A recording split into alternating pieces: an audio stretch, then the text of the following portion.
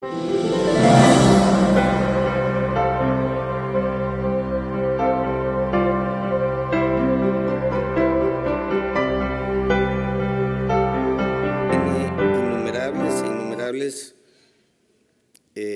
trabajos de investigación, como la utilidad de la profilaxis antimicrobiana en cirugía derivada del ventrículo peritoneal. Ha estado participando en varios libros con capítulos como el de síndrome de choque tóxico, infección de vías urinarias, y pues fue vicepresidente del Colegio del Estado y expresidente también del Estado. Pues no tengo más que decirle al doctor Javier Moisés que pase a compartir con nosotros esta plática de dengue.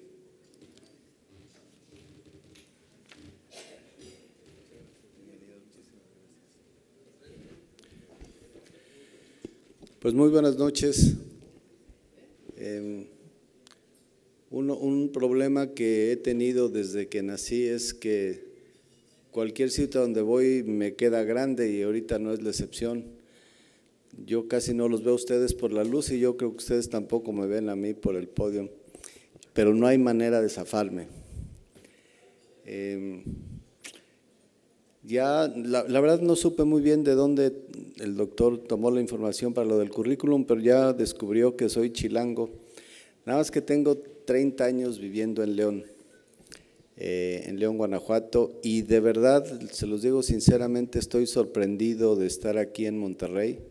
He venido en pocas ocasiones, pero en ningún sitio en Guadalajara, que me ha tocado dar algunas pláticas, incluso en la Ciudad de México, en León, desde luego, y en algunas otras ciudades, he visto un aforo como el que ustedes tienen, y la verdad es para reconocer, y además la ciudad está impresionante. Tengo algunos muy buenos amigos en Monterrey, que por cierto no está ninguno hoy, entonces no sé si sean tan buenos amigos. Mi hijo acaba de decidir venirse a vivir a Monterrey. Él nació en León, estudió en León, y hace un mes dijo pues que se venía para acá. También lo estoy esperando, no ha llegado. Cuando llegue les aviso para que por lo menos le chiflen o alguna cosa por el estilo, si es que lo veo entrar. Él no es médico, él estudió mercadotecnia y comunicación. No le van a decir a nadie, pero se robó a la novia y se la trajo a vivir aquí a Monterrey, y espero que les esté yendo bien. Es la primera vez que los visito aprovechando esta oportunidad. Y pues bueno, esa fue toda la plática. No sé si hay alguna pregunta o comentario. Fíjense que esto de las vacunas lo traigo así como en la sangre. Casi a todos los foros que voy soy el más viejito, pero hoy no, hoy veo a algunos más o menos de mi rodada y a lo mejor hasta me llevan un poquito más. Y entonces me ha tocado vivir cambios epidemiológicos muy importantes en un plazo relativamente corto. No soy tan viejo. En unas cuantas décadas me ha tocado ver modificaciones sustanciales en enfermedades infecciosas, pero sobre todo en enfermedades prevenibles por vacunación. Con orgullo recuerdo que cuando empezaron aquellas jornadas nacionales de vacunación, que después se hicieron días nacionales, después semanas nacionales, y ya no de vacunación sino de salud, en un enfoque cada vez más amplio y cada vez más eficaz, cada vez más eficiente en muchos sentidos. Pero cuando me tocó iniciar con las campañas de vacunación con polio oral, decía, bueno, alguna vez yo voy a voltear hacia atrás, en aquel entonces estaba joven, y voy a decir esto sirvió para algo.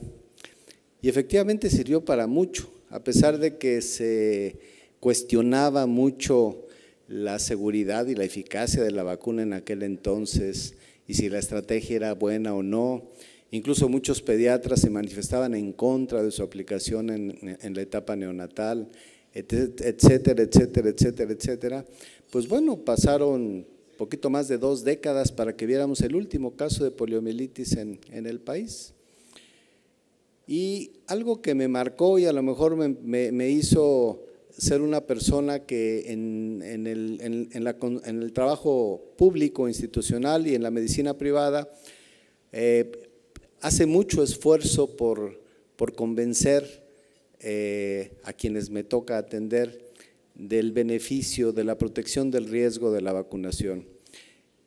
Cuando recién llegué a la ciudad de León, terminando infectología en el Hospital de Pediatría en Centro Médico, en aquel entonces siglo XX, hace mucho, pues veíamos muchos casos con meningoencefalitis. Recibíamos aproximadamente 250 casos anuales de meningitis purulenta, 60% eran hemófilos influenza. Y en ese ínter, cuando terminé, cuando me fui a León, ya se dispuso de la aplicación comercial de las primeras vacunas contra hemófilos influenza tipo B.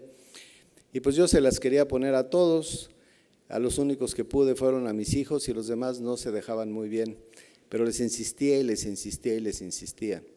Yo era joven, en alguna vez lo fui, y un pediatra que me llevaba unos 10, 12 años de edad y 10, 12 años de experiencia en la medicina privada y que yo lo veía como pues, un ejemplo a seguir porque era una persona de mucha clientela, alguna vez me dijo, oye Javier, ¿por qué eres tan fastidioso con los pacientes? ¿Por qué les das tanta lata y estás, ¿puedo decir malas palabras? Estás jode y chingue porque se pongan la vacuna de hemófilos influenza, está bien cara. Dice, oiga doctor, pero es que pues yo vi, por lo menos veíamos 150, 160 casos al año de meningitis por hemófilos influenza. Dice, pero eso era en México, en tu hospitalote. ¿Aquí cuántos has visto? Bueno, pues ahí en el IMSS veía unos 8, 10 por año. No te estoy hablando del IMSS, de tu consulta privada. ¿Cuántos has visto este año? Pues si veía 3 al mes pacientes, pues ¿cuántos iba a haber de meningitis? Le dije, no, pues la verdad ninguno. Dice, entonces, si no has visto ninguno en un año, ¿por qué estás duro y dale de que quieran vacunar contra vacunación? En aquel entonces no estaba incluida en la cartilla de vacunación, era una vacuna que costaba más o menos 3 veces lo que costaba una consulta. Y la verdad sí me puso a pensar, dice, mira, vas a perder pacientes por estar fastidiándolos tanto. Y me hice muy selectivo, les ofrecía la vacuna a aquellos que yo veía que más o menos podían pagarla y a los que no, pues ni se las mencionaba. Hasta que un día me llama una mamá y me dice, oiga, pues mi niño tiene fiebre, está así, y eran como las 10 de la noche, ya yo tenía una consulta más o menos regular, ya por lo menos ya veía pacientes todos los días, y estuve a punto de decirle, pues tráigamelo mañana, dele su Tempre, lo veo mañana, pero era una señora que nunca me hablaba por teléfono, regularmente iba al consultorio y dije, a lo mejor sí lo ve mal, lo vi, encontré signos meningios, le hice su punción lumbar, líquido turbio, coaglutinación positiva de hemófilos influenza, y pues bueno, al hospital, por fortunísima, pues se diagnosticó pronto, si se espera al día siguiente, quién sabe cómo le hubiera ido, le fue bien, fue incluso los pacientes que no llegaron a convulsionar, es un niño que actualmente está en la universidad y va muy bien, y curó. Pero cuando lo estaba dando de alta se acercó el papá y me dijo, oiga doctor, ¿es cierto que hay una vacuna para esta enfermedad? Y entonces sí dije, la madre, ¿a qué hora se me ocurrió hacerle caso a aquel médico pediatra mayor que yo? Y dije, pues sí hay. Y me dice, ¿y esto se pudo haber evitado? Pues sí se pudo haber evitado. Y dice, pero usted nunca nos dijo de esa vacuna. Y pues no, así como me tiembla ahorita la voz, pues no, le digo, es que es una vacuna cara. Me dice, oiga doctor, ni le voy a decir cuánto me costó el hospital. Yo creo que es algo que a usted no le importa. Pero dígame, ¿cuándo le puse un pero a sus honorarios? ¿Cuándo le dije que no a algo que usted me hubiera recomendado? ¿Qué hubiera pasado si ese niño no le hubiera ido bien o se hubiera muerto? Yo no sé dónde estuviera yo. Era una época en que no había tantas demandas, ahora sí las hay. Y a partir de ahí aprendí que la información hay que darla. Y la verdad es que he sido una persona que procura y además convencido de los beneficios de la vacunación. Ahora sí ya se acabó la plática, no sé si hay alguna duda más. ¿No? Pues vamos a hablar de lo que nos trae, que es una enfermedad. El título era como nueva enfermedad prevenible por vacunación, pero el dengue no es una nueva enfermedad. Lo nuevo es que ahora se puede prevenir. Muchos casos de dengue se podrán evitar mediante la vacunación y vamos más o menos a empezar. De dengue ustedes saben más que yo. En León hubo una epidemia más o menos grande hace algunos años y ahí sigue habiendo una endemia relativamente baja, pero creo que no como la que tienen en Nuevo León y en otros estados de la República. Entonces ustedes de la enfermedad saben mucho más que yo, vamos a hacer algunos comentarios muy breves. Es una enfermedad que se transmite por mosquito, ustedes conocen Aedes aegypti y Aedes albopictus, son las dos especies más comunes, es un arbovirus. El Aedes aegypti es el principal transmisor, el principal vehículo. Cualquier persona de cualquier edad que sea picado por un mosquito infectado puede infectarse a su vez. Y hay 4 serotipos antigénicamente distintos, casi son 4 virus diferentes. Decía el doctor Pérez Tamayo, etiquetados con los números más difíciles de recordar, 1, 2, 3 y 4. La enfermedad natural o la infección natural, porque hay muchos eventos subclínicos, dan inmunidad protectora de por vida, pero es inmunidad solamente para el serotipo que haya causado ese evento. No existe inmunidad cruzada y no solamente eso, la persona que enferma por algún serotipo distinto del que causó la infección primaria tiene una mayor probabilidad, esto es un mayor riesgo, de desarrollar enfermedad grave. Algunas proteínas, las proteínas precursoras de la envoltura, las proteínas de la envoltura, las precursoras de la membrana, son los principales generadores de los anticuerpos que tienen actividad neutralizante contra los serotipos específicos. Y aquí vemos una gráfica bastante sencilla, creo yo bastante ilustrativa, de ciertas características de la enfermedad a lo largo de los días, a lo largo del tiempo. Y quizá aquí lo único que quiero destacar es cómo para cuando en los casos que por fortuna son los menos llegan a ser enfermedad grave, pues es cuando la fiebre ya va en descenso, cuando ya se diagnosticó alguna otra cosa, cuando ya están recibiendo algún tratamiento y de repente nos damos cuenta que el paciente empieza a tener deterioro, que pueda tener manifestaciones hemorrágicas o algunos pacientes pueden tener enfermedad grave de acuerdo a la nueva clasificación de la OMS que me parece que es mucho más adecuada, incluso sin tener sangrado. Aquí vemos cómo en este tiempo, cuando la fiebre ya va en descenso, pueden aparecer las manifestaciones graves, tanto clínicas como por laboratorio. Cuando se empieza a ver pérdida de líquidos, extravasación, el hematocrito se va para arriba, las plaquetas se van para abajo y es apenas entonces cuando empieza a haber identificación de anticuerpos, IgG o de naturaleza IgG o de naturaleza IgM. Y esto es nada más un poquito el espectro clínico de la enfermedad. La mayoría caen en casos asintomáticos o enfermedad sintomática leve que frecuentemente, generalmente no se diagnostica como dengue y solo una pequeña proporción, menos del 25%, caminan hacia este lado y una muy pequeña hacia enfermedades graves. Y por eso la nueva clasificación de la OMS, voy a pasar un poquito más acá, yo veo mejor la pantalla y a lo mejor ustedes me ven un poco más a mí, yo estaba aquí atrás, ahora ya me pueden ver, y son la existencia de enfermedad con o sin signos de alarma. La mayoría de los casos caen en esta categoría, sin signos de alarma, y un porcentaje que probablemente no sea mayor de 25 de cada 100 tienen signos de alarma, que puede ser cualquiera de estos: fuga plasmática, hemorragia severa, compromiso orgánico, incluso sin hemorragia, y que condiciona el dengue grave. Y sí podemos ver aquí las manifestaciones clínicas, ¿sí?, los criterios clínicos para considerar la enfermedad como probable, pues son muy frecuentes, es decir, y esto hace de repente difícil de distinguirla de otras enfermedades febriles a cualquier edad. Las causas de fiebre a cualquier edad y especialmente en la pediatría, pues son múltiples, y una de ellas, que sobre todo si no se está en una zona de alta endemia, se piensa poco, es dengue, ¿no? Así es de que los criterios son que la persona viva o haya viajado a una zona endémica, y en nuestro país las zonas endémicas son prácticamente todo el país, algunas con mucha mayor endemia y otras con menos, pero virtualmente en todos los estados de la República hay casos autóctonos. Que tenga fiebre y 2 o más de los siguientes signos. Y si vemos náusea, vómito, exantema, pues son comunes a una gran diversidad de padecimientos que son bastante frecuentes. Estamos hablando de 2 o más, y nada más imagínense un paciente con fiebre, náusea, vómito, pues pueden ser muchas cosas, entre ellas dengue. Si tiene exantema, pues pueden ser menos cosas, pero todavía tenemos varios diagnósticos diferenciales, entre ellos dengue. Dolor de cualquier localización, cefalea, artralgias, mialgias, dolor abdominal, dolor torácico.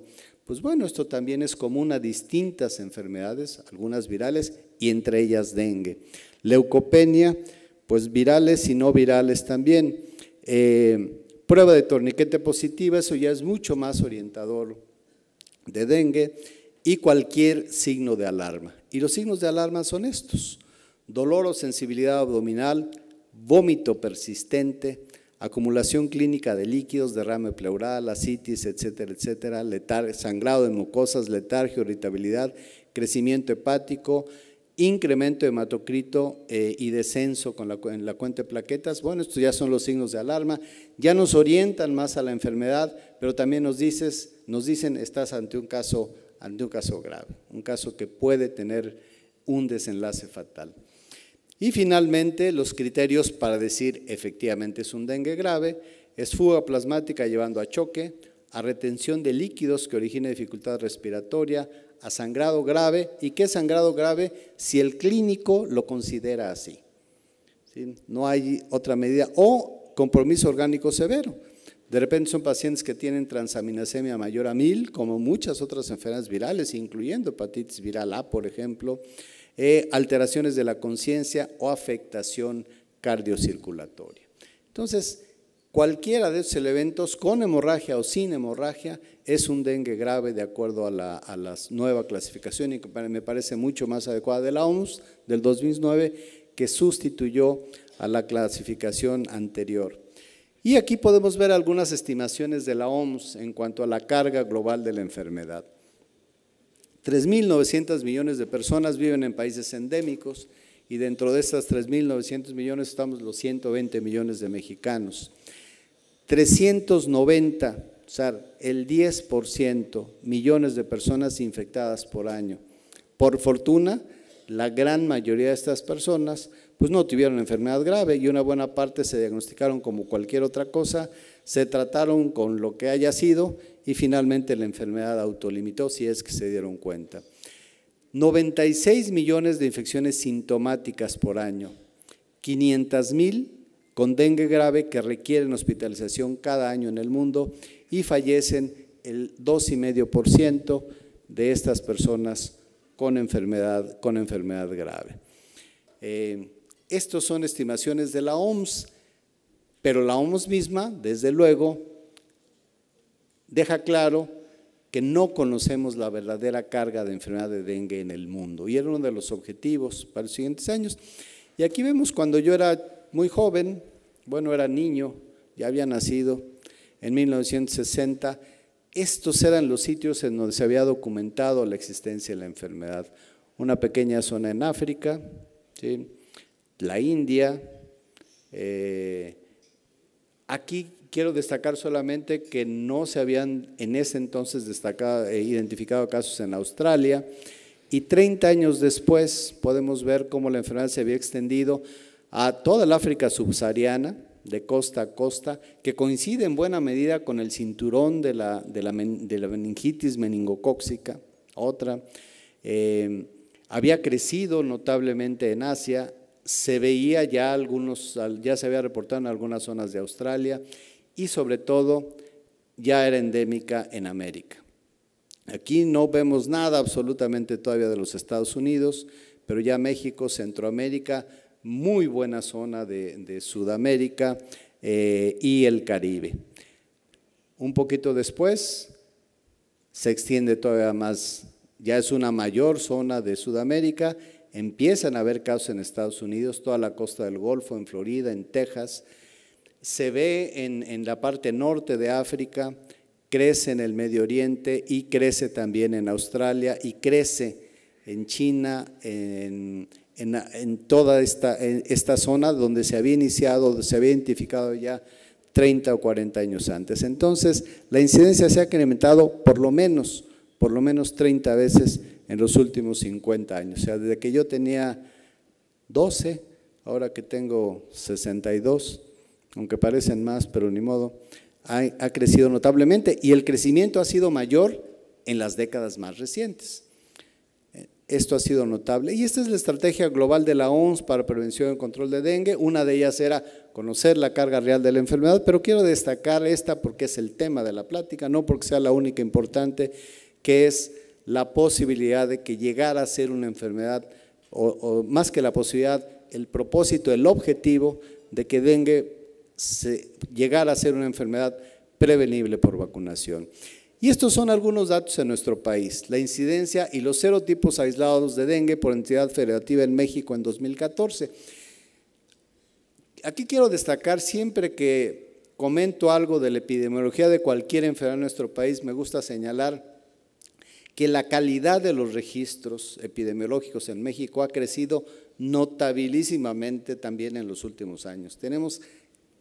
Hay un esfuerzo notable del sector público, de las instituciones de salud para mejorar todos nuestros registros, pero también es claro que nos falta caminar un buen cachito. Y esto es lo que conocemos de dengue por entidad federativa para el 2014. Podemos ver los niveles de incidencia de la enfermedad, más claro, menos incidencia, más oscuro, mayor incidencia, hasta aquí Baja California más alto, para el 2014. Y podemos ver que hay casos prácticamente en todos los estados de la República. Para el 2015 casi le quitamos el prácticamente, solamente hay ceros en el Distrito Federal, en Tlaxcala y en Querétaro, y en todos los demás estados tenemos algún nivel de incidencia y variaciones en los serotipos, que esto sucede en México y en el mundo. Es muy difícil predecir qué serotipos van a ser los predominantes en qué temporadas. Aquí para el 2015 veíamos Colima con una muy alta incidencia, 162, 163 casos por 100,000 habitantes, quiere decir más de 1 por 1,000, más de 1 por 1,000 es muchísimo. Bueno, así estaban en Colima, de casos confirmados, es decir, casos sintomáticos que se les muestreó, que se les confirmó.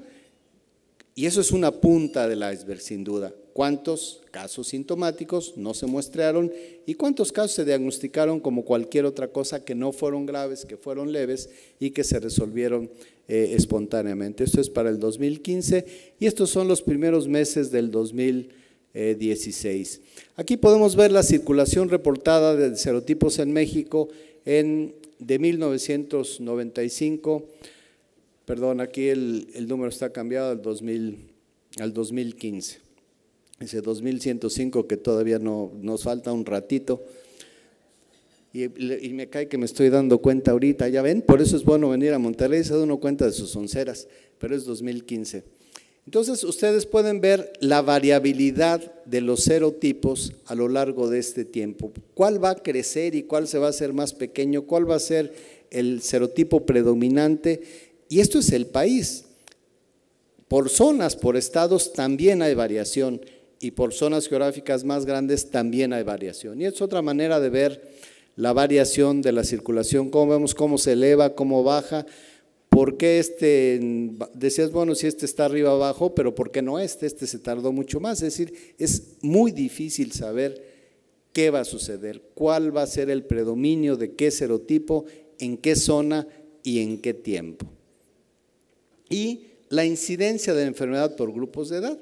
Aquí podemos ver también 2010, 2011 hasta 2014, las barras son los diferentes grupos de edad, pero destaca que la mayor incidencia se da justamente en estos grupos de edad.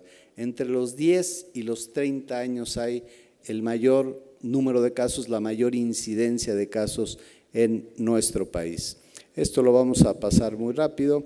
Esto es un poquito la historia del 20 años de investigación de la vacuna, también lo vamos a pasar muy rápido, de cómo se han ido desarrollando diferentes intentos por tener una vacuna eficaz, efectiva, y vamos a platicar un poquito de la primera vacuna que se ha autorizado en nuestro país para su uso, para su aplicación, y de cómo se llegó a su desarrollo muy rápido. El genoma de virus de dengue codifica para las proteínas de la cápside, las precursoras de membrana, de la envoltura y 7 genes no estructurales. Y se parece muchísimo a la de la fiebre amarilla, para lo cual ya tenemos desde hace un buen tiempo una vacuna eficaz. Las proteínas de la cápside, las precursoras de membrana, la envoltura y 7 genes no estructurales. Obviamente son diferentes estas proteínas precursoras de membrana, diferentes las proteínas de la envoltura entre el virus de dengue, los 4 serotipos de virus de dengue y de la fiebre amarilla. Y entonces lo que se hizo fue trabajar genéticamente con esta vacuna, sustituir las proteínas precursoras de membrana y de la envoltura de fiebre amarilla por los de cada uno de los diferentes serotipos de dengue y da lugar a esta vacuna recombinante. ¿Sí? Aquí tenemos ya la vacuna recombinada con proteínas precursoras de membrana y de envoltura de cada uno de los 4 serotipos, y esta fue la vacuna que se probó. Entonces se desarrollaron 4 construcciones genéticas, una para cada uno de los serotipos. Los genes de envoltura y precursora de membrana de cada serotipo de dengue se intercambiaron con los correspondientes de la cepa vacunal de fiebre amarilla, dando como resultado un virus atenuado que expresa los antígenos estructurales precursores de membrana y de envoltura de dengue y los antígenos de la cápside y no estructurales de fiebre amarilla. Los 4 virus vivos atenuados de dengue se combinan en una sola vacuna. Es decir, este trabajo de 4 se hacen en un solo producto, y esta es la vacuna que se empezó a probar en estudios de fase 1, de fase 2, de fase 3 y de fase 3, que son de los que vamos a platicar un poquito más, que son los estudios finales, los estudios grandes, poblacionales, aleatorizados, controlados, cegados, que incluyeron más de 20,000 niños, aunque fueron también adolescentes y adultos jóvenes, y que están publicados en revistas tan prestigiosas como Lancet y New England Journal of Medicine. Y vamos a ver los resultados. Hay 2 estudios fundamentales, ¿sí? El CDY-14, que se hizo en Asia, ¿sí? Y el CDY-15 en América Latina y el Caribe. De hecho, México ha participado en todas las fases de desarrollo de la vacuna, desde la fase 1 hasta esta fase 3. Estos estudios incluyeron más de 20,000 sujetos. Fueron estudios aleatorizados, cegados para el observador, controlado con placebo en relación 2:1, es decir, la randomización o la aleatorización incluía que por cada 2 niños que se vacunaban había un niño, adolescente o adulto joven control. Vamos a ver ahorita las edades. En el estudio asiático se incluyeron niños desde los 2 hasta los 14 años, y en el estudio latinoamericano, que en tiempo se inició después, se incluyeron niños de 9 a 16 años, y ahorita vamos a comentar un poquito los porqués. Sí, el objetivo primario era identificar casos sintomáticos de virus de dengue confirmado, ¿sí? Confirmado por identificación por ELISA de la proteína no estructural 1 o por PCR, para estar seguro de que ese proceso febril, ese proceso de enfermedad, era o no dengue por alguno de los 4 serotipos. El esquema consistió en 3 dosis, una dosis 0, una dosis inicial, otra a los 6 meses y otra a los 12 meses. Y la vigilancia por protocolo se inició 28 días después de la última dosis, por eso aquí señala mes 13, y se siguió durante todo ese periodo. ¿Cuántos casos de enfermedad confirmada por dengue hubo? ¿En qué edades? ¿Por qué serotipos? ¿Y de qué gravedad? Y eso es lo que se publicó en estos estudios. Y aquí vemos los resultados. La eficacia de acuerdo a edad en ambos, y también por intención de tratamiento. La evaluación por protocolo es aquellos pacientes que se ajustaron a protocolo, que recibieron el total de las dosis programadas y que se siguieron a lo largo del tiempo sin ningún criterio que los haya eliminado del estudio. Y la intención de tratamiento evalúa desde la dosis inicial, con una dosis, aquellos que recibieron una dosis, que recibieron dos o que recibieron las 3 dosis. Y aquí podemos ver la eficacia vacunal en niños pequeños, ¿sí? Niños de esta edad se incluyeron solamente en el estudio asiático y podemos ver el porcentaje de protección, es decir, la disminución de riesgo de enfermar de 33% para esta edad, de casi 60% entre los 6 y los 11 años y de casi 75% por arriba de los 12 años.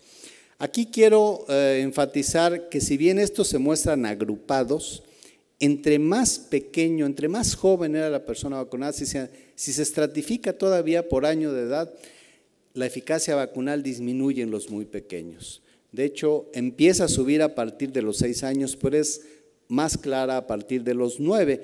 Y veíamos también anteriormente que la incidencia de la enfermedad es más alta justamente a partir de los 9 o 10 años de edad.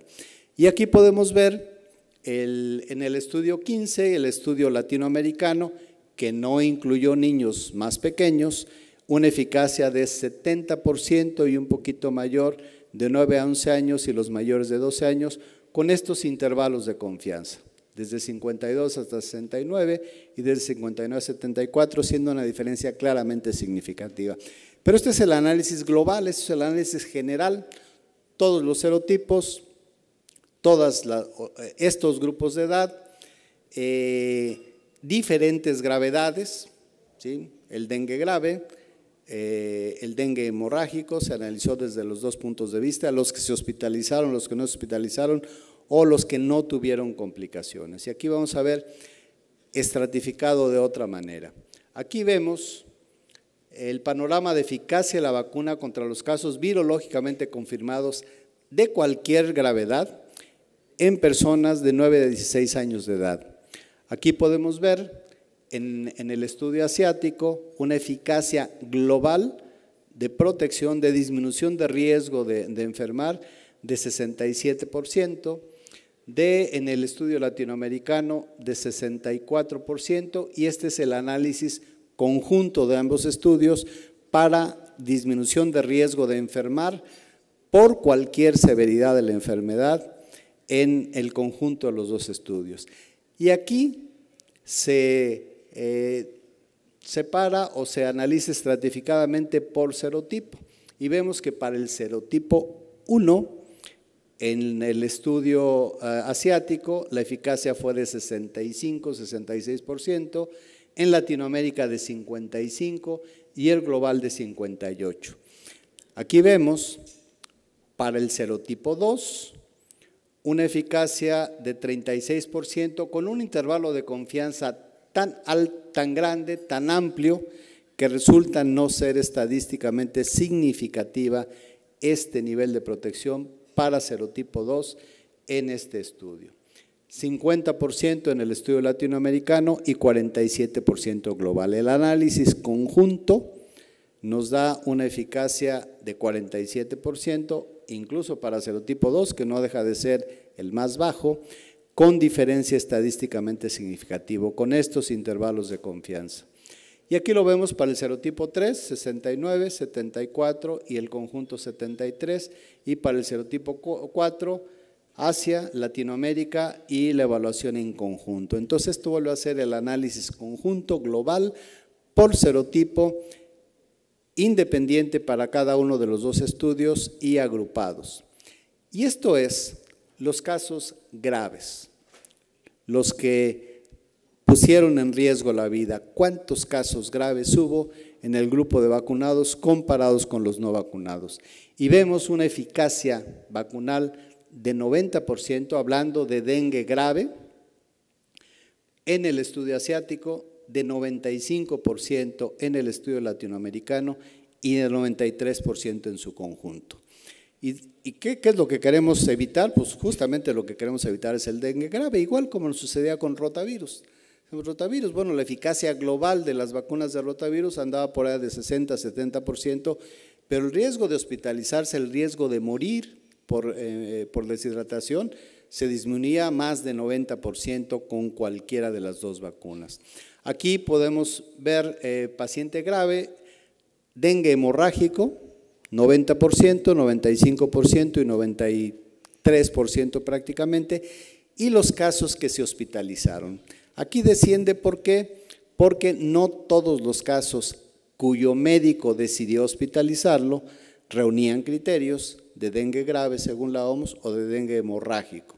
Entonces, esto hace una diferencia. Muchos casos que no reunían estos criterios fueron hospitalizados, pero también se evaluó qué tanto se redujo el riesgo de hospitalizarse por dengue confirmado entre los vacunados y no vacunados. Y la diferencia es 81, 80 y luego el 80%. Es decir, se reduce 8 de cada 10 niños que se hospitalizaron sin haber sido vacunados, en teoría no lo hubieran sido si hubieran recibido la vacuna. Y aquí estamos viendo la eficacia de la vacuna contra los casos de dengue confirmado de cualquier gravedad, de acuerdo al estadio inicial, al seroestatus. Es decir, pacientes que eran seropositivos al ingreso al estudio, y esto dio información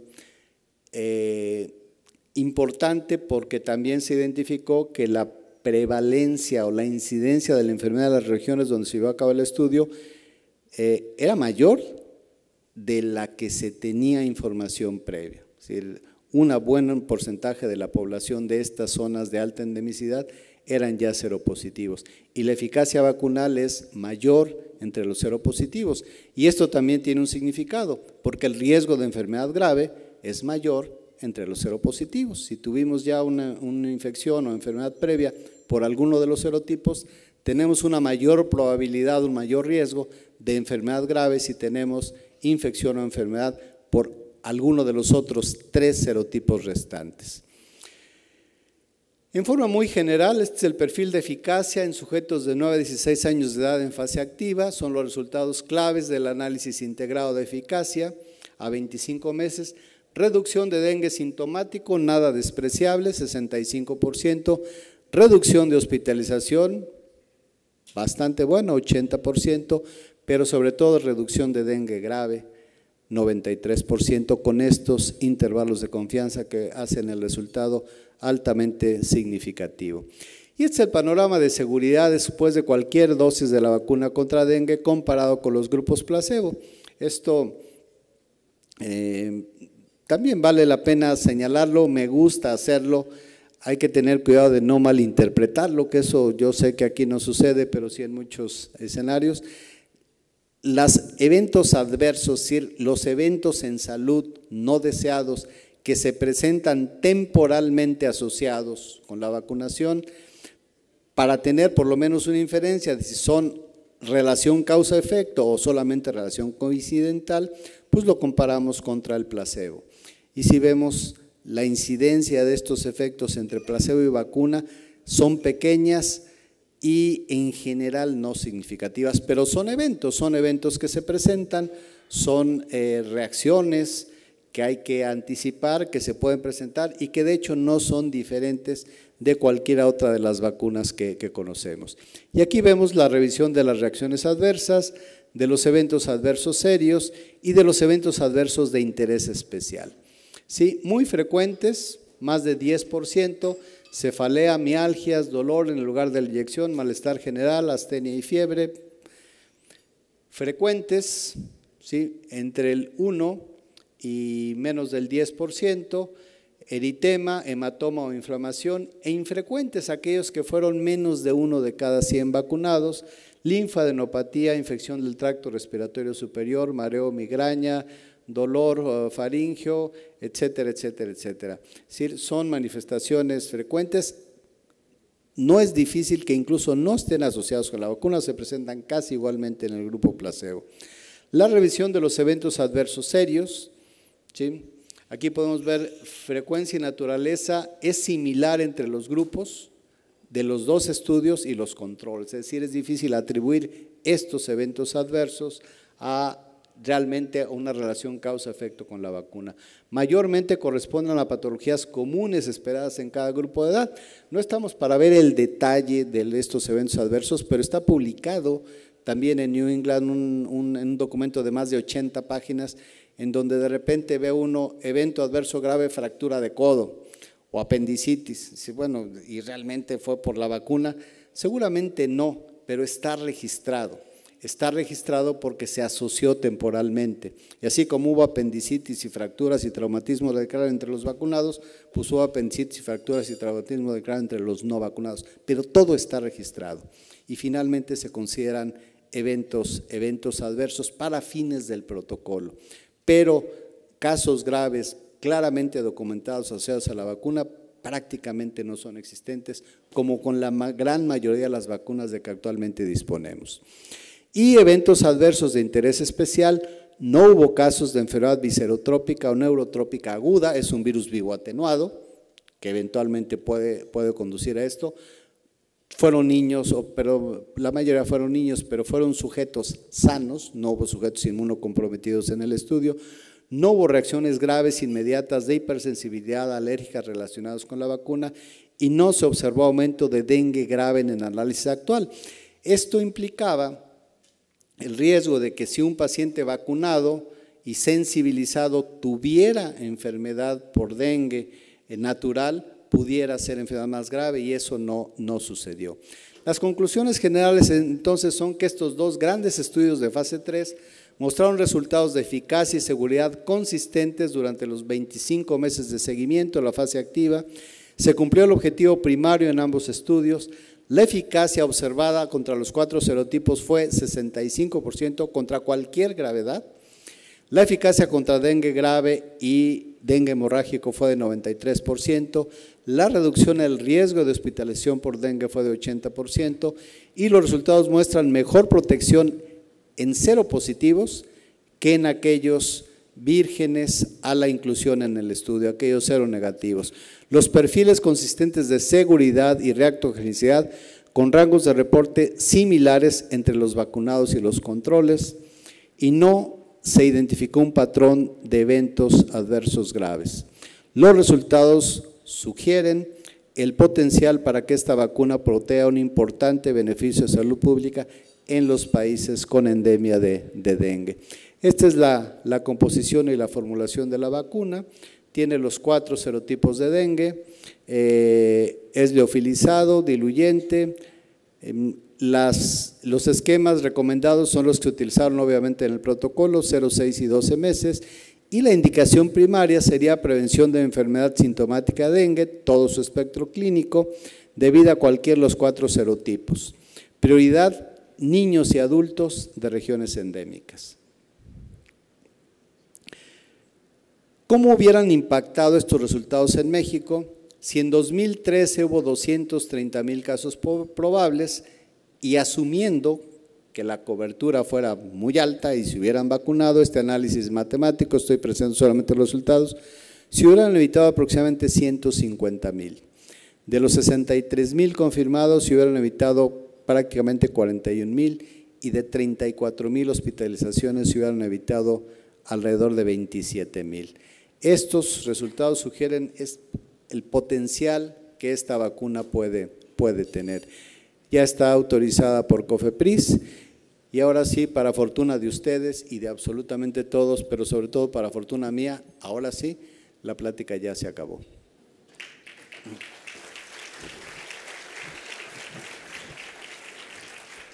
Muchísimas gracias.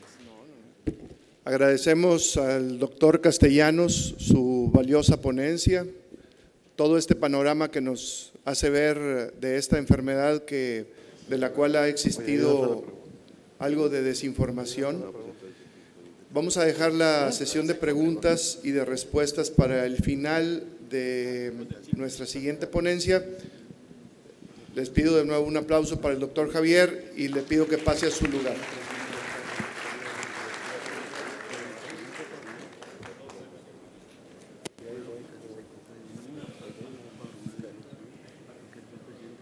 En los últimos meses hemos tenido una gran cantidad de información que a veces nos parece importante y a veces nos parece ilógica, de la asociación del dengue con un nuevo virus, con el virus del Zika. Por tal motivo, hemos querido invitar a la doctora Amalia Guadalupe Becerra Aquino, una colaboradora del Colegio de Pediatría de muchos años, una buena amiga con amplia experiencia sobre el tema. Me voy a permitir leerles algunos renglones de su amplio currículum. La doctora Amalia Becerra Aquino es infectóloga pediatra, se desempeña una parte del día en el Hospital Metropolitano como infectóloga pediatra. Ella forma parte del programa de investigadores nacionales. Es la jefe de epidemiología y enfermedades infecciosas del Hospital Metropolitano. Tiene desarrollo de práctica privada y es profesora de infectología en la Escuela de Medicina del TEC de Monterrey. Le pido por favor a la doctora Amalia que pase, por favor.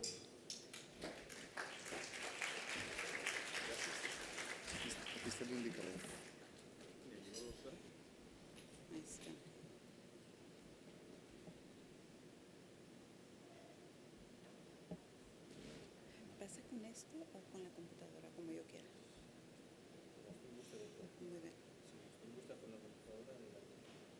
Muy bien. Perfecto. Gracias. Bueno, buenas noches a todos. Agradezco una vez más al Colegio de Pediatría la oportunidad de poder platicar un poquito lo que está pasando y la información que tenemos hasta este momento de algo que se ha venido hablando mucho pues en diferentes medios. Antes de entrar al tema, quisiera yo, para continuar un poquito con lo que mencionaba el doctor Castellanos y para entrar en contexto de lo que ocurre en Nuevo León, les voy a comentar así súper brevemente que Nuevo León en el 2013 cerró con aproximadamente un poco más de 5,000 casos de dengue.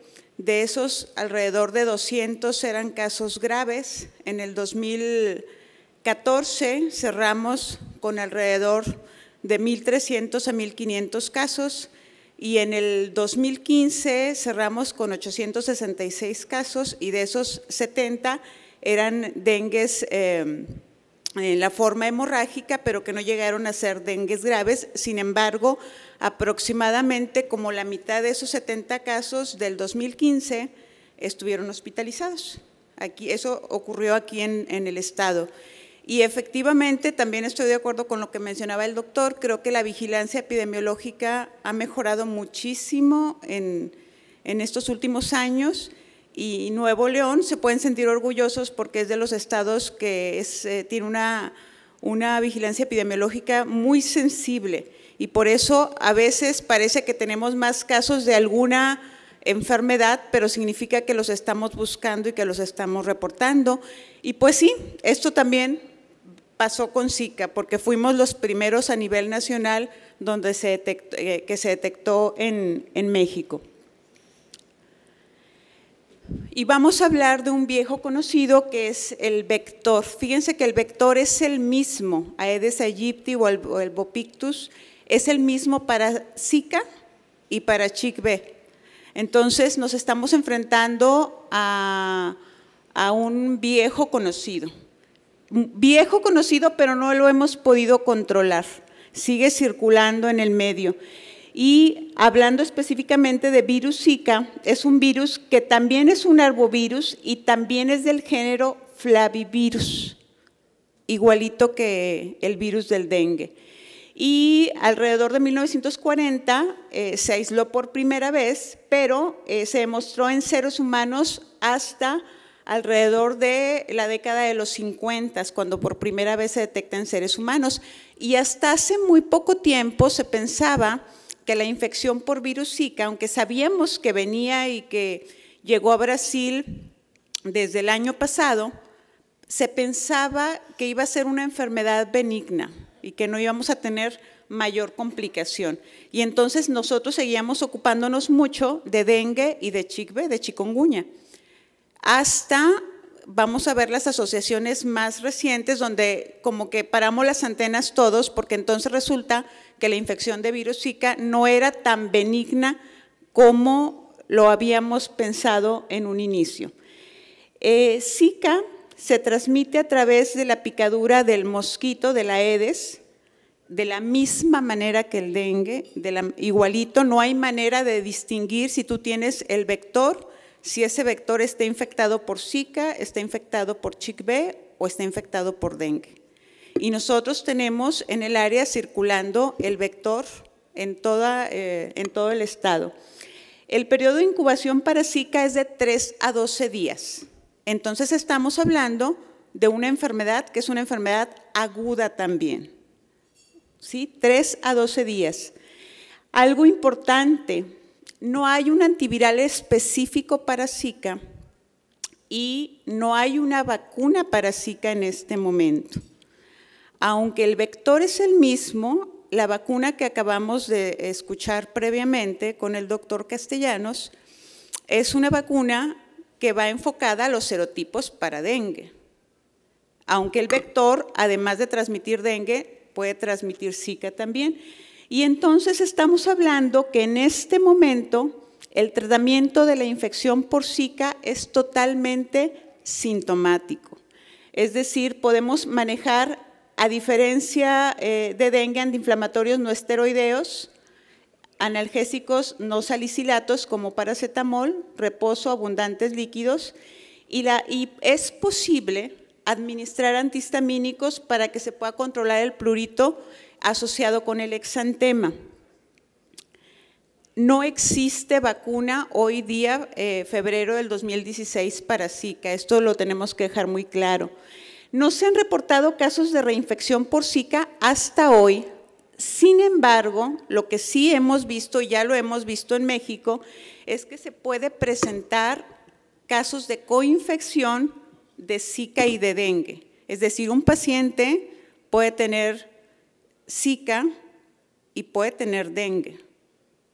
Entonces necesitamos estar muy sensibles para poder determinar el diagnóstico y vamos a ver ahorita rápidamente las principales diferencias en cuadro clínico, que son estas. Conocemos que el dengue es una enfermedad febril aguda también y efectivamente el dengue, su mayor característica es la fiebre. Y mialgias, artralgias, chikungunya, que es la principal característica que es chikungunya, son mialgias y artralgias. En Zika no, en Zika la presencia de mialgias y artralgias es menor. Edema en extremidades no lo vemos en dengue y no lo vemos en chikungunya, pero sí lo estamos viendo en Zika, edema en extremidades. Y rash de manera muy, muy importante en infección por virus Zika. Dolor retroocular se presenta en dengue y se está presentando en Zika también, pero el dato clave, ojo, es conjuntivitis. Ese es el dato clave que estamos viendo para virus Zika. Entonces vamos haciendo la asociación, un paciente febril con un cuadro agudo y que tiene una conjuntivitis no purulenta, nosotros tendríamos en este momento que cuando menos pensar en el estudio, hacerlo y tratar de descartarlo por el momento epidemiológico que estamos viviendo. Con linfadenopatías, se presentan en dengue, en CHIC, pero en Zika no son tan importantes. Hepatomegalia, presencia en CHIC, puede estar también en dengue si pescamos un dengue, una fase grave de dengue con signos de alarma y que tenga involucro de órganos. Leucopenia y trombocitopenia, datos muy importantes en dengue, pero no hacen presencia en Zika.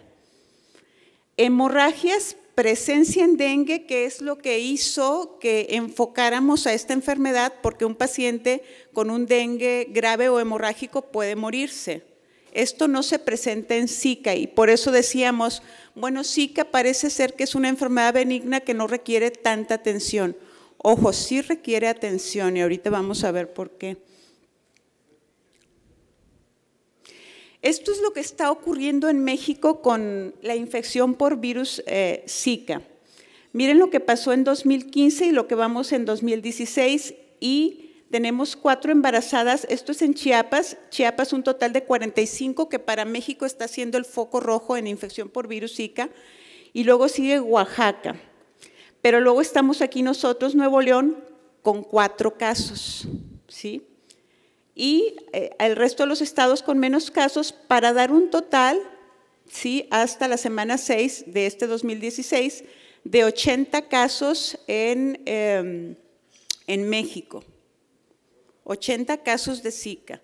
Les tengo que decir también que para esto requerimos que la vigilancia que hagamos de virus Zika seamos muy sensibles al diagnóstico y hagamos el estudio que corresponde.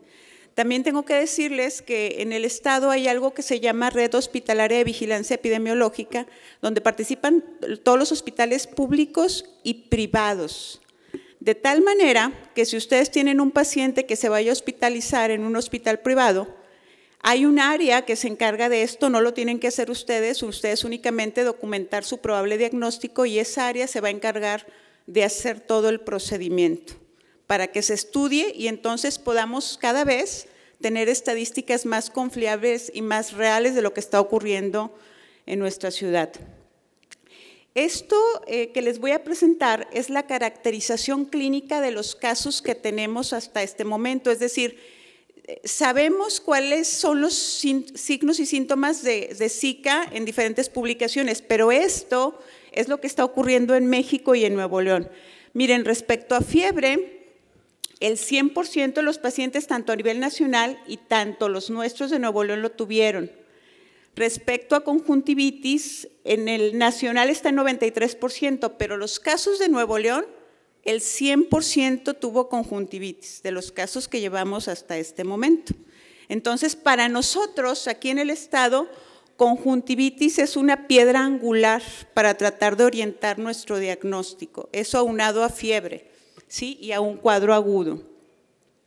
Luego tenemos exantema, que a nivel nacional dice que es el 80%, pero nosotros es 50%. La mitad de nuestros pacientes en Nuevo León tuvieron exantema, la otra mitad no tuvieron exantema. En cuanto a cefalea, estamos a nivel nacional con el 87% y Nuevo León con el 75% y ahí bajamos. Entonces, para Nuevo León es fiebre y conjuntivitis. Y con eso nosotros empezamos a pensar en infección por Zika. Ojo, conjuntivitis no purulenta.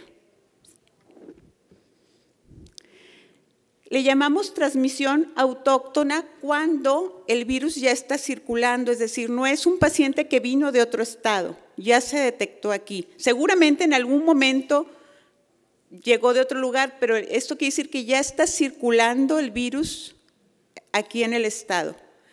Y pues prácticamente vean los países que tienen transmisión autóctona. En México, vean ya prácticamente.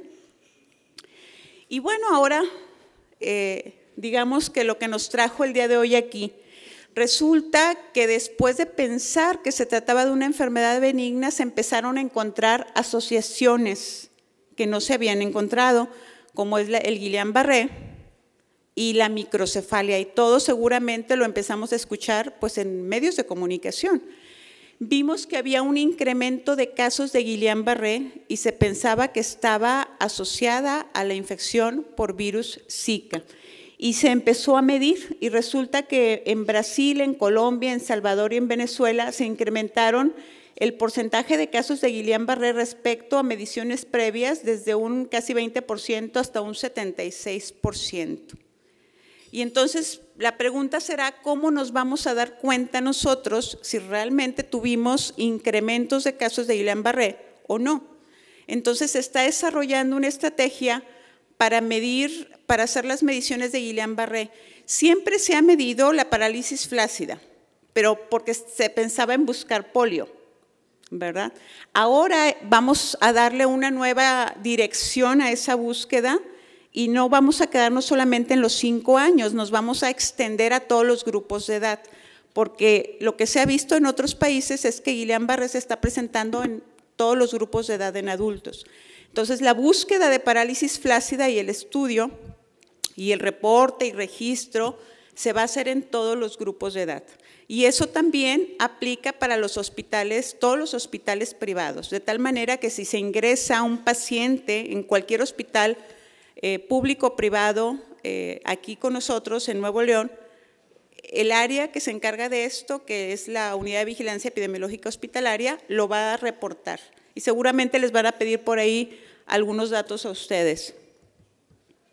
Esto es lo que hemos encontrado con Guillain-Barré. Entonces, si ahorita ustedes me preguntan, ¿en Nuevo León se ha presentado un aumento? Hasta este momento no, pero se está intensificando la búsqueda y el registro de estos casos para poder decir en algunos meses si sí tuvimos un incremento nosotros asociado o no.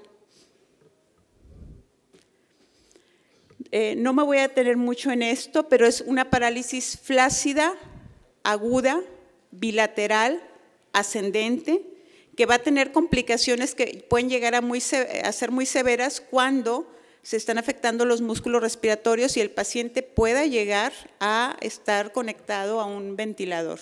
Y luego las complicaciones propias de los hospitales con infecciones asociadas al cuidado de la salud. Entonces, esto puede llegar a ser muy grave si nosotros en este momento, que estamos muy a tiempo en el Estado, de tener las estrategias suficientes para poder decir en algún momento si tuvimos o no asociación con virus Zika. Y el otro punto también que nos trajo aquí es la microcefalia. Todos los que nos dedicamos a esto sabemos que hay múltiples causas de microcefalia, las infecciosas, principalmente citomegalovirus, toxoplasmosis, pero ahora sale esta asociación. El 16 de febrero salió un artículo publicado en New England Journal of Medicine donde se hace todo el estudio de un caso de una mujer embarazada y del feto y se encuentra, es el primer caso donde se encuentra la asociación porque se aisló por PCR en tiempo real de virus Zika. Entonces es el primer caso. ¿Vamos a tener más? Pues dependerá porque este paciente pues estudió al feto también, ¿sí?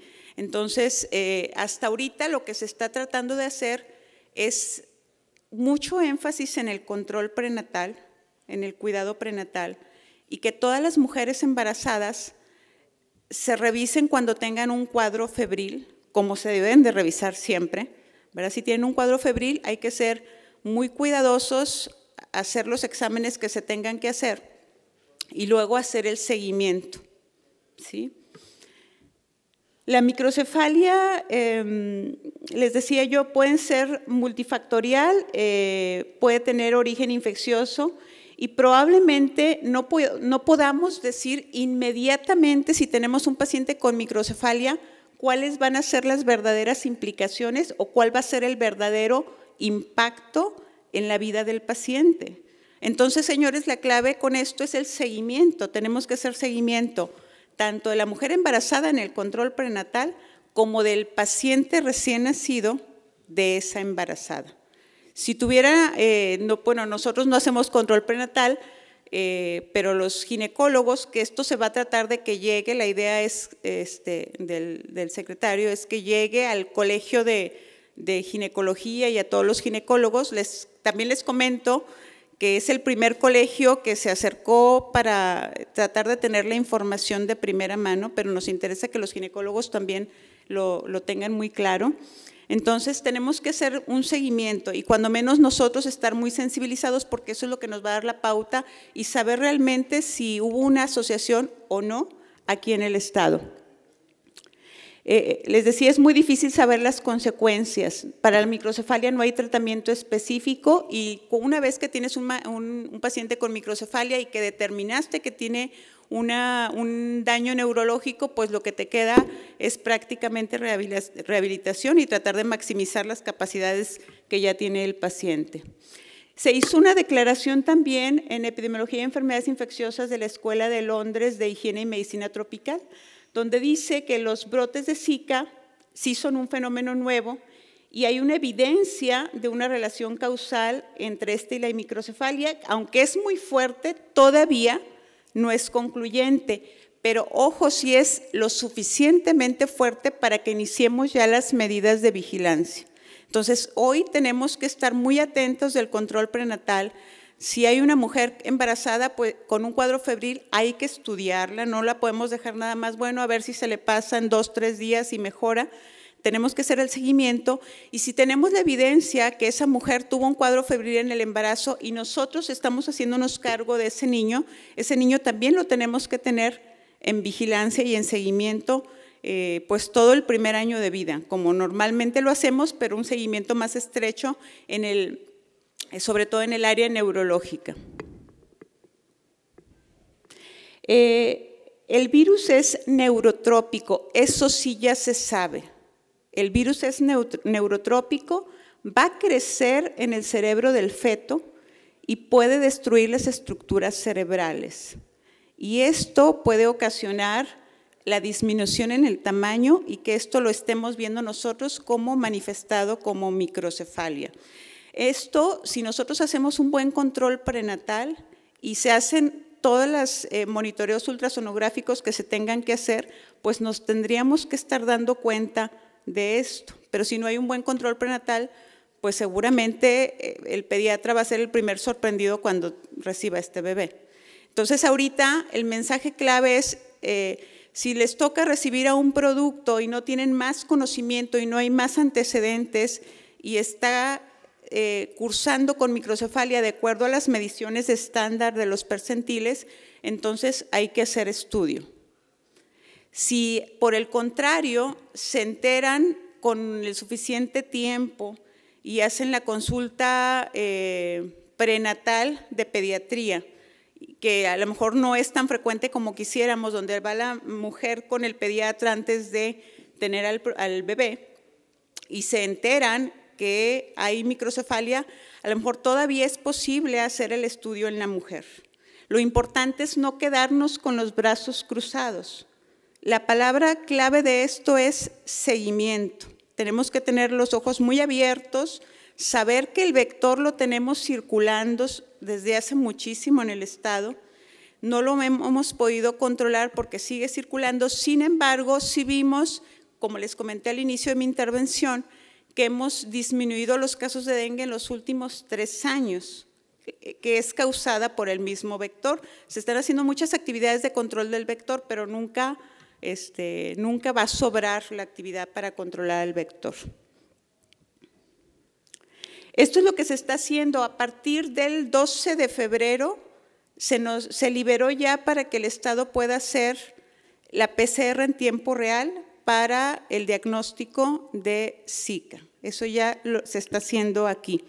Y se trata de que sean los primeros 5 días del proceso una muestra de suero. Si es una positiva esa PCR en tiempo real, el caso está confirmado, pero miren ustedes, si se descarta, se va a correr para dengue y para CHIKV, ¿verdad? Porque habíamos mencionado que puede existir coinfección y el cuadro febril, pues obviamente es muy parecido. No se preocupen, esto se va a encargar la unidad de vigilancia epidemiológica de hacerlo. Únicamente ustedes tienen que, cuando pongan diagnóstico y si lo están pensando, hay que decirlo para que se encarguen de hacer todo este procedimiento. Y muchas actividades de promoción a la salud para tratar de controlar las picaduras por mosquito, hacer mucha énfasis en el control prenatal. Les voy a encargar que con cada uno de los ginecólogos, que sé que ustedes trabajan a veces con uno o con más de uno, sean portavoces de esta información para que ellos también nos ayuden. Ahorita, ¿qué tenemos que hacer? Pues lo que estamos haciendo el día de hoy, capacitándonos en el manejo clínico, seguimiento clínico, diagnóstico embarazadas en áreas de riesgo. ¿Cuáles son las áreas de riesgo? Pues prácticamente todo el país tiene circulación del vector. Entonces, todos somos áreas de riesgo. ¿Sí? Lo que han visto ya muchísimo en los medios de comunicación, evitar tener criaderos de mosquitos, que es donde hay acúmulos de agua. En sus casas y en la de sus pacientes, sean también portavoces con los pacientes. ¿sí? No tener acumulaciones de agua donde se pueda reproducir el mosquito. Antes pensábamos que si era agua limpia el mosquito no se reproducía. Ya no, eso tampoco. Hay que tener, si son contenedores cubiertos, tinacos cubiertos, albercas o piscinas cubiertas, ¿verdad? Porque el mosquito ya se adaptó. Y luego pensamos, si hace mucho frío, el mosquito tampoco sobrevive. Ya está más que adaptado. Aunque haga frío, tenemos el mosquito. Si el agua está limpia, puede haber el mosquito también. Entonces, sí está súper adaptado ya. ¿Qué tenemos que hacer? Seguir fortaleciendo las acciones del control del vector, ¿verdad? Es inevitable, dadas las características del virus y del vector, que esto entre a todo el país. Seguramente ustedes dirán, si nos vamos al cuadro del panorama que les presenté, porque algunos estados sí tenemos, nosotros fuimos los primeros, y porque otros no. Bueno, pues nosotros estamos detectando, y es muy bueno conocer tu problemática para que puedas plantear una solución, ¿verdad? Es una enfermedad que hasta este momento está clasificada de baja gravedad con complicaciones poco frecuentes, pero importantes en la mujer embarazada por la implicación que tiene en el producto y que esto va a impactar en la vida de ese producto, ¿verdad? Como dicen por ahí, llegó para quedarse. Entonces, las medidas de prevención y control van orientadas a la transmisión del vector y digamos que como en combo, pues vamos a controlar 3 enfermedades: dengue, CHIKV y Zika. Y me parece que esa es la última. Muchas gracias.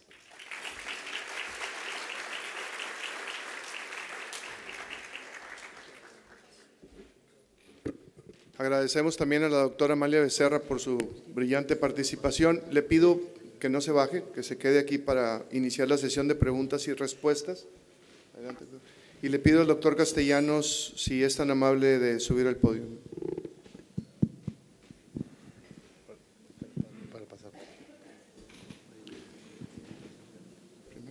Sí, hay varias preguntas. Las preguntas que se van a iniciar son las que se elaboraron a través de los cibernautas. El doctor Hernán y el doctor Ochoa las tienen ahí en su poder. Muy bien, buenas noches. El doctor Rafael Aguirre de aquí de Monterrey pregunta, ¿por qué en mayores de 9 años hay algún estudio de seguridad alterno en menores de 9 años? En cuanto a la pregunta de vacunas para dengue. Se decidió a mayores de 9 años fundamentalmente por la eficacia. En los niños más pequeños la eficacia era sensiblemente menor.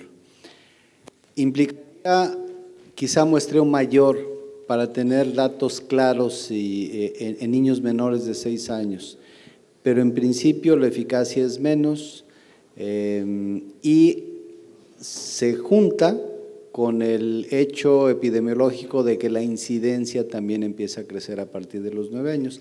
Entonces, hasta donde yo tengo claro, y si hay, aquí está alguien que me pudiera corregir, la razón de mayores de 9 años fue fundamentalmente que a partir de los 6 la eficacia vacunal crece y esto es mayor todavía a partir de los 9 años, pero no por razones de seguridad, o sea, no había más riesgo de efectos no deseados o de efectos adversos en los niños pequeños. Es fundamentalmente seguridad, eficacia.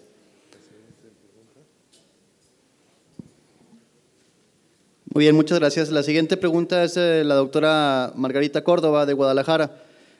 ¿Hay alguna contraindicación para aplicar la vacuna a pacientes que presentan alergia a proteínas de huevo? No, y aquí quiero aprovechar para activo esto para otras vacunas como influenza, por ejemplo. Esto es un concepto equivocado en muchos sentidos, muy difundido incluso entre el personal de salud. Llegamos de repente a extremos de que la persona que va a vacunar le dice a la mamá, si su niño no vaya y dele huevo y después viene y lo vacuna si es que no le pasó nada. Si es alérgico a la proteína del huevo, bueno, pues si le da huevo se va a poner mal. Si hay alguna duda, alguna sospecha, algún indicio que haga pensar que la persona que se va a vacunar es alérgica a la proteína del huevo, debe vacunarse en condiciones de seguridad, es decir, en un sitio donde se tenga acceso a las medidas pertinentes para atender el eventual e infrecuentísimo caso de una reacción alérgica grave, pero no hay contraindicación.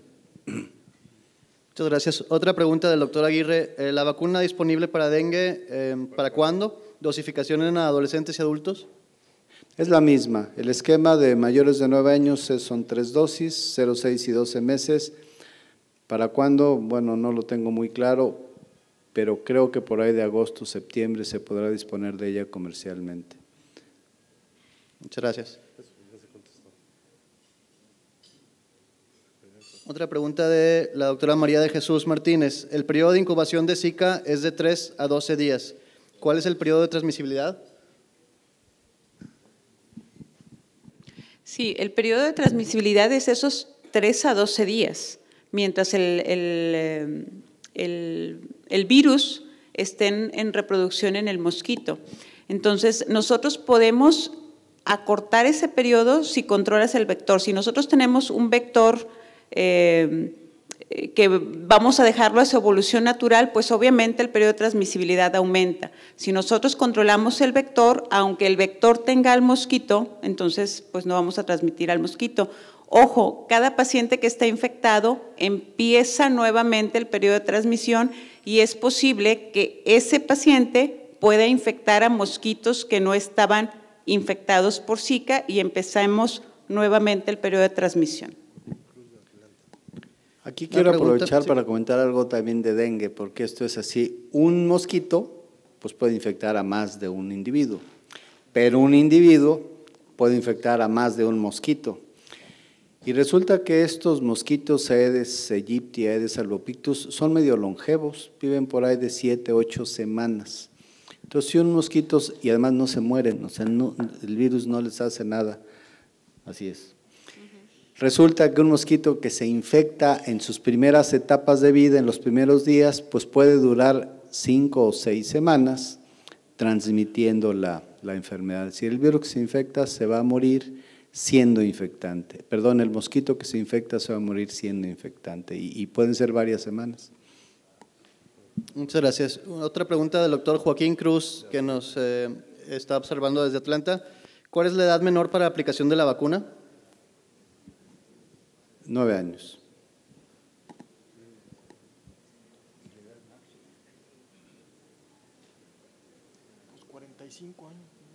Y una pregunta de la doctora María de Jesús Martínez.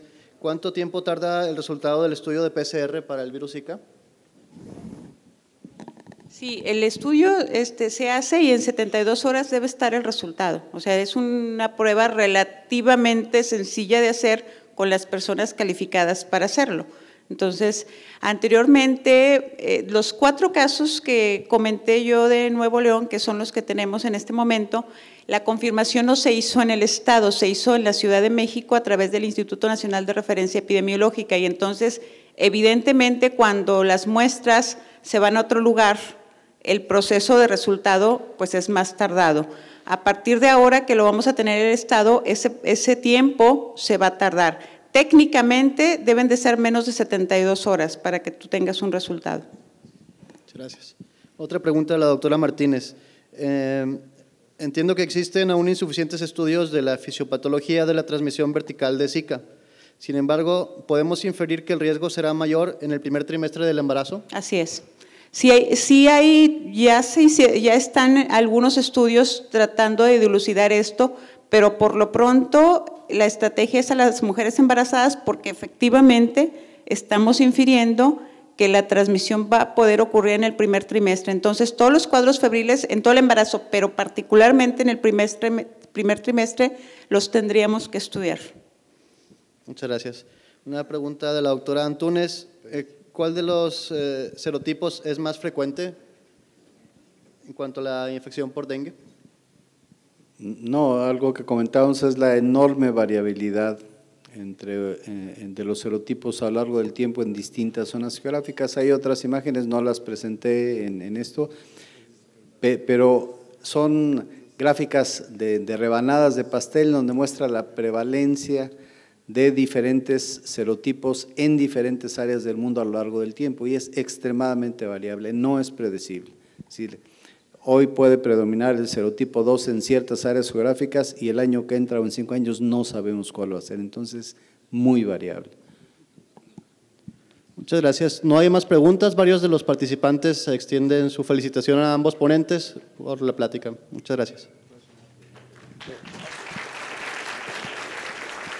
Vamos a pasar a las preguntas del auditorio, por favor. Doctor Lozano. Sí, quisiera preguntar, definitivamente con esto del Zika, qué difícil va a poder hacerse el diagnóstico diferencial de un Kawasaki, sobre todo un Kawasaki incompleto, sobre todo durante los primeros 2 días, 3 días en que anda con ese. Sí, doctor. De hecho, pues es un cuadro febril, ¿verdad? En Kawasaki hablamos de que un paciente que tenga más de 5 días podemos empezar a pensar en un posible Kawasaki. Y en Kawasaki, al igual que Zika, un dato muy importante es la conjuntivitis también no purulenta o la inyección conjuntival. Entonces, aquí el mensaje es que estos pacientes tenemos que iniciar estudio, no los podemos dejar nada más para ver cómo evolucionan, sino tenemos que iniciar estudio. Y la clave es que agregaremos al diagnóstico diferencial algo más, que es la infección por virus Zika. Como dato importante, les tengo que decir que los casos que se han reportado tanto en el estado como en el país de Zika, pues las edades son diferentes a la presentación de Kawasaki. Sin embargo, nos ha tocado ver Kawasakis en los picos de los extremos, ¿verdad? Adolescentes, 14, 15 años con Kawasaki, entonces estar alertas, muy valiosa aportación porque efectivamente vamos a agregar el diagnóstico diferencial, infección por virus Zika. Sí. Gracias. Le voy a pasar al doctor Lingo para hacer una pregunta, pero llegó una aquí que ¿cuándo se pasará esta vacunación del dengue a la cartilla nacional? Si hay algún plan.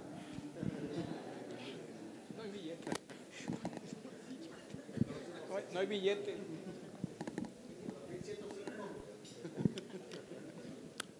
Pues algún día, seguramente sí, o sea, yo estoy convencido, así como les platiqué esta vivencia personal en cuanto a hemófilos influenza, pues de repente ya estuvo en la cartilla. Neumococo empezó con poblaciones seleccionadas de alto riesgo y después se generalizó, necesariamente en algún momento, y así pudiéramos hablar de muchas otras. Pero creo que lo que a nosotros nos toca es incluirla en cuanto se disponga. Es decir, bueno, ya las autoridades sanitarias tomarán sus decisiones con base en sus recursos, sus necesidades, sus prioridades, todo lo que ellos tengan que ver, que nosotros no conocemos. Pero nosotros las tomamos en la familia y en el consultorio. Si nosotros decimos qué recomendamos a la familia y qué recomendamos en el consultorio. Entonces, creo que nos toca empezar a nosotros, como ha sido con todas las vacunas, Todas primero se disponen en el medio privado, se empiezan a aplicar, y antes o después terminan incluidas en la Cartilla Nacional de Vacunación, a la que hay que echarle porras, porque finalmente la cobertura vacunal en México gratuita contra el número de enfermedades prevenidas por vacunación que están incluidas es de aplaudirse, y siempre van a faltar, porque van surgiendo más, pero va creciendo también. Doctor Lingo. Yo leí que el punto de corte para microcefalia que se había tomado en cuenta en los estudios de Brasil, que fue cuando hubo una explosión de microcefalia, había sido de 33 centímetros y estaban ellos ahora queriendo publicar otro estudio con punto de corte en 32 centímetros para poder bajar la estadística, porque había muchos de 32 centímetros que habían sido considerados como microcefalia y esto estaba inflando un poquito la estadística. No sé cómo le vamos a hacer aquí. Primero, lo que se está ya haciendo es medir todas las que los médicos reporten como microcefalias y luego tomar, todavía no sabemos el punto de corte que se va a tomar, porque no es solamente en Nuevo León, va a ser también a nivel México. ¿verdad? Pero lo primero que tenemos que hacer es que sí tengamos como un reporte o registro o notificación de las microcefalias. Ahora, mientras solo sea el reporte de las microcefalias, esto se va a asociar con las detecciones que tengamos en las mujeres embarazadas. Y entonces se va a cruzar la información para ver si realmente, porque si al final de un año decimos que la infección en embarazadas en México no fue tan alta como esperábamos, pues a lo mejor el hallazgo que encontremos de microcefalia o no, pues no va a estar asociada, ¿verdad? Entonces son las dos cosas a la par, es la vigilancia en embarazadas y el reporte de microcefalia. Y al final de un periodo determinado, que yo me supongo que será en 6 meses y en un año, ver si realmente hubo una asociación. Pero por lo pronto el único estudio que ya lo encontró en el feto es el del New England y es uno. Entonces, pero ahí está y lo encontraron en el feto. Entonces, bueno, ya lo tenemos ahí. Ahora nuestra labor es tratar de detectar la mayor cantidad, que no se nos escape ninguna, y tener el registro completo de ese paciente para poder hacer la asociación. Y luego cruzarlo con el número de casos totales, con el número de embarazadas con Zika y en base a eso poder definir si en nuestro país o en nuestro estado hubo una asociación. ¿Hay alguna otra pregunta o comentario? El doctor Robert. Una pregunta nada más a los dos. Si es posible, el virus, el mosquito que está infectado, ¿es posible que se transmite a sus huevecillos?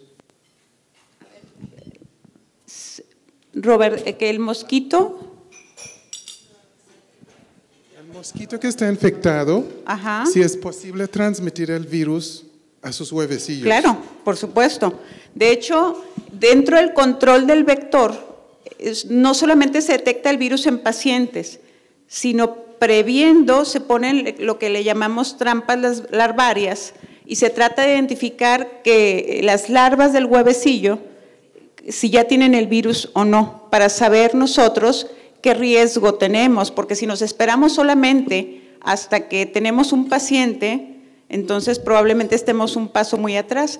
Eso está colocado en diferentes lugares del estado, se les llama trampas larvarias y se estudian los huevecillos que están creciendo de esos mosquitos y se les estudia para ver no solamente si tienen el virus, sino qué serotipo de virus.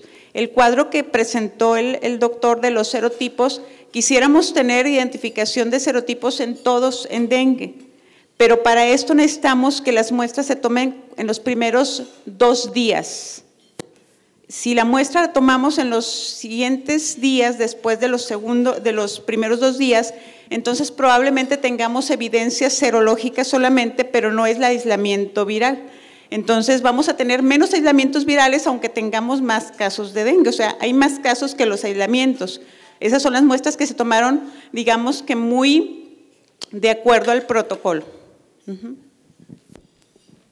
Mientras sirven la cena, ¿hay algún comentario? Doctor Leal.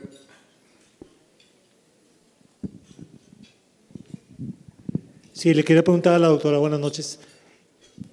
En algunos lugares se ha mencionado, se ha recomendado no embarazarse a las mujeres. ¿En qué panorama aquí en Nuevo León o en México puede ocurrir una situación semejante? La recomendación a nivel nacional y en el Estado todavía no está con las evidencias suficientes para decir que no se embaracen. Sí está con la evidencia suficiente para decir, hagamos una vigilancia muy estrecha del control prenatal. Pero en México, con la cantidad de casos en embarazadas que tenemos, y todavía no tenemos el aumento de la microcefalia como en Brasil, sería muy aventurado decir en México que no se embaracen. Doctor Leal.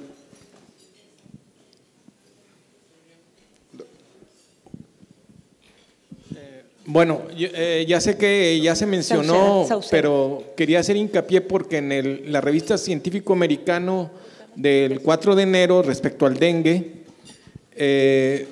ellos abren la pregunta, dicen que queda inconcluso saber si el despertar de la inmunidad contra el dengue no causaría a largo plazo mayor enfermedad hemorrágica, porque tal vez el seguimiento de los estudios de tercera etapa no son concluyentes para decir, es que como en la enfermedad natural, la enfermedad hemorrágica ocurre en la segunda infección, cuando ya el sistema inmunológico ya fue prevenido, entonces todavía sigue abierta esa pregunta, que como la vacuna protege más contra ciertos serotipos, digo, que otros, ¿verdad? Creo que es 3, 4 más que el 1 y 2. Entonces, si en el futuro este paciente dentro de 5 o 6 años tuvo una infección por 4 y fue protegido, pero luego va a tener una infección por el 1, entonces, como ya está prevenido por la vacuna, va a tener mayor riesgo de enfermedad hemorrágica. La pregunta la encontré ahí en Científico Americano en enero del 4, enero 4. Sí, es uno de los aspectos centrales de seguridad que se está evaluando con la vacuna y ya hay un seguimiento a, espero no equivocarme, 4 años, a 4 años. Y no se ha visto este efecto. No se ha visto este efecto, es decir, los estudios de seguridad se mantienen. No lo comenté ahorita, realmente me enfoqué más eficacia y seguridad de estos 2 estudios publicados, pero los estudios de seguridad a largo plazo están diseñados para eso y a la fecha no se ha visto ese efecto. La pregunta persistirá, va a decir, bueno, a 5 años no, y a 10 y a 15, pues no la vamos a ver, pero hasta ahorita eso no se ha visto. Entonces, creo que en ese sentido, con los datos actuales y por lo menos a 4 años de seguimiento, ese efecto no existe. Nos acompaña en esta ocasión la doctora Sauceda, que es responsable de Vigilancia Epidemiológica de la Secretaría de Salud del Estado de Nuevo León. Le solicitamos algún comentario sobre estos temas, doctora. Sí, buenas noches a todos, muchas gracias por su invitación. Y bueno, con respecto, aquí la doctora Amalia y yo veníamos a hablar con respecto a Zika, y uno de los comentarios que yo quiero hacer es acerca de las malformaciones congénitas, que también es otro de los temas en cuanto a vigilancia epidemiológica que se va a intensificar a partir ya de este año de enero. Entonces, como comentaba la doctora Amalia, pues tenemos una red hospitalaria de vigilancia epidemiológica, en donde no solamente los hospitales de la Secretaría de Salud participan, sino muchos de los hospitales privados, ¿sí?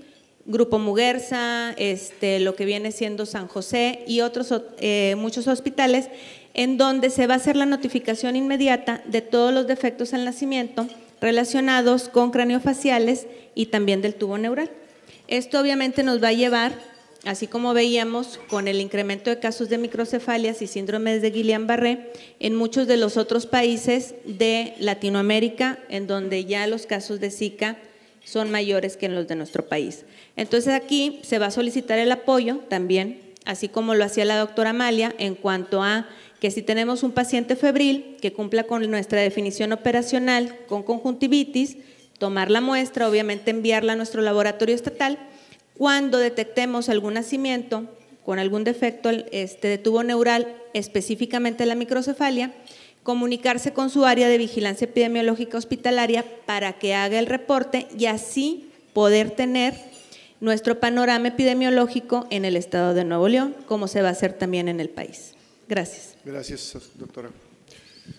El doctor Pineda de Sanofi va a hacer un pequeño comentario. Sí, en relación a al comentario que se hizo sobre la segunda infección y que la vacuna probablemente podría potenciar que esa segunda infección fuera más severa. Lo que está escrito, lo que se habla de la segunda infección es esa enfermedad facilitada por anticuerpos. Una prima infección natural, salvaje, genera anticuerpos homotípicos y heterotípicos. Los homotípicos se supone que son de por vida, los heterotípicos empiezan a disminuir, algunas publicaciones dicen que a los 3 meses, otra que a los 6 meses, y que terminan de disminuir más o menos a los 2 años. Después de eso, entonces, tenemos anticuerpos heterotípicos, escasos y de mala calidad, y esto esta teoría dice que estos anticuerpos malos y bajos y de mala calidad facilitan la entrada del virus a la célula. En este caso, recordemos que la vacuna lleva los 4 serotipos y estamos provocando una respuesta homotípica para los 4. Entonces no se comporta solamente como una primulación, produciendo solamente homotípicos para un serotipo y heterotípicos para los otros 3, sino que se producen anticuerpos homotípicos para los 4. Obviamente, como cada vacuna tiene que escribir su propia historia y tenemos que ver exactamente cuál va a ser finalmente la duración de la presencia de esos anticuerpos homotípicos para los 4 serotipos. Gracias a todos por sus comentarios y sus preguntas. Quiero, de parte de nuestro presidente, el doctor Martínez Hinojosa, entregarles a los doctores que participaron en esta sesión, en esta segunda sesión ordinaria del Colegio de Pediatría, un reconocimiento y darles las gracias por su participación.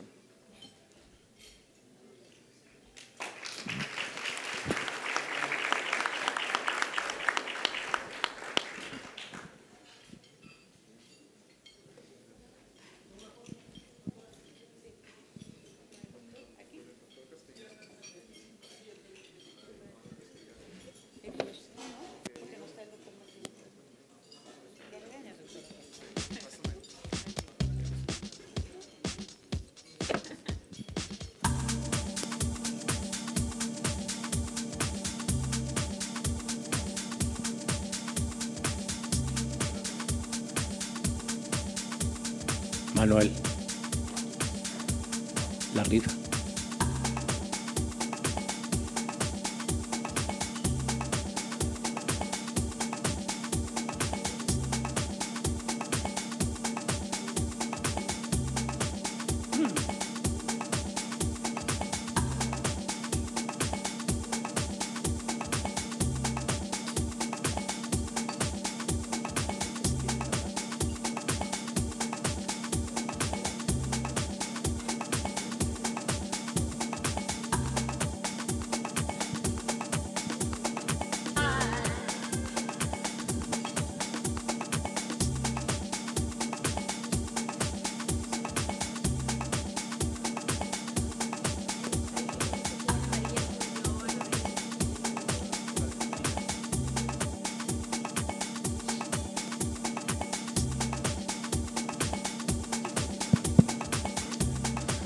Vamos a terminar en este momento efectuando la rifa tradicional. Vamos a sacar los primeros 3 números. Es el número 28. Adelante, por favor, felicidades.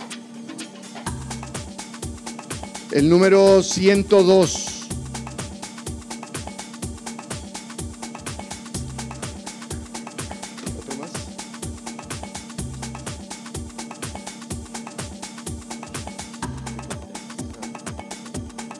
Número 83. ¿Ya se fue? 83. Siguiente. Número 18. El que sigue. Otro.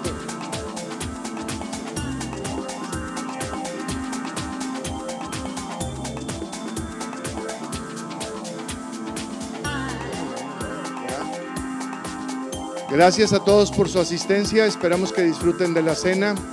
De nuevo, gracias a nuestros ponentes de esta noche, a todas las personas que participan con sus preguntas, con sus comentarios.